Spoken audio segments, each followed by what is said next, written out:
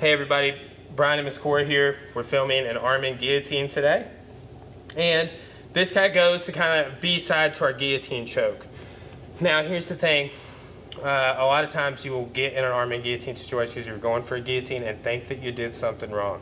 You didn't. You just need to know how to finish the arm in guillotine. Okay? So I'm going to go over some details for that, and I will also talk about how you could sweep somebody. A lot of times when you get a good choke, somebody will give up their base. Okay, so here. Now I want somebody to have their posture broken down. I don't want them to have a good posture. It's going to be very hard to guillotine somebody here. And you can, but it's kind of hard to get up. Here's what I'm saying. Like, she just use her hands to stop. Okay, so I've got to clear these hands, and I need to get her down. Okay, so here, right? That's kind of how we do that. We come inside. Now, from this position, we always teach to scoot back and get your hand like this, just on the basic guillotine. Right? You need the space to get your grip. A lot of times people forget to scoot back. And you go to grab and it's not there, or you just don't even acknowledge any of that stuff going on. You end up here on accident.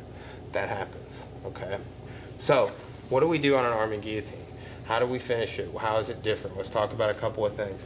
All right, so here, that arm is out. I lay down and I tilt my thumb in and I pull just like that. Everything is in tight, and she's like tapping as I'm laying down, essentially, right? So that's just a basic finish. There's lots of details to finish with on these high elbow guillotines, one we've been working on lately with the adults, okay, and the arm in.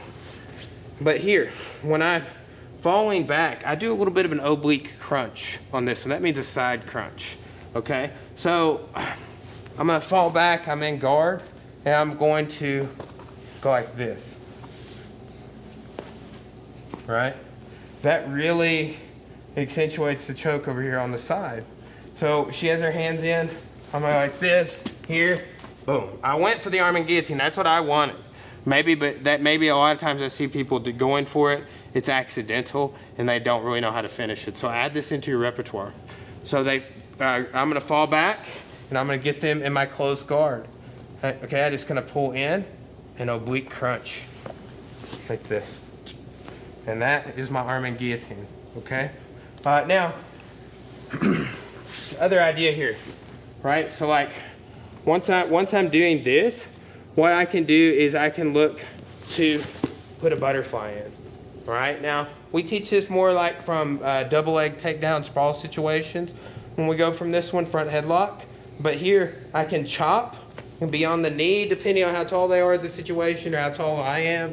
Okay, but I'm just gonna raise with this elevator here. Now, if Cora stops me by putting her hand on the mat, I'm just gonna choke her, right there. And this is a perfect example because she started falling over to get the choke alleviated.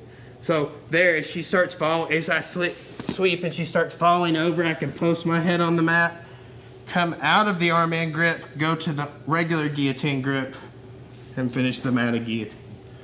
Okay, so one more time on that one.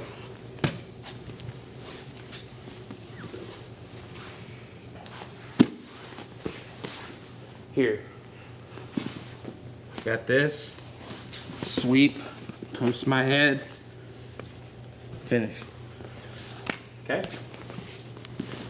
so that is your arm in guillotine with a sweep finish. And guys, just think like it happened once when I was showing it on Miss Corey there. They're gonna fall over when you start choking them like that, okay? So add that into what you're doing with your guillotine, troubleshooting. Maybe you got real excited on your guillotine, you didn't get the right grip. It's not an issue, it's just another way. All right, thanks.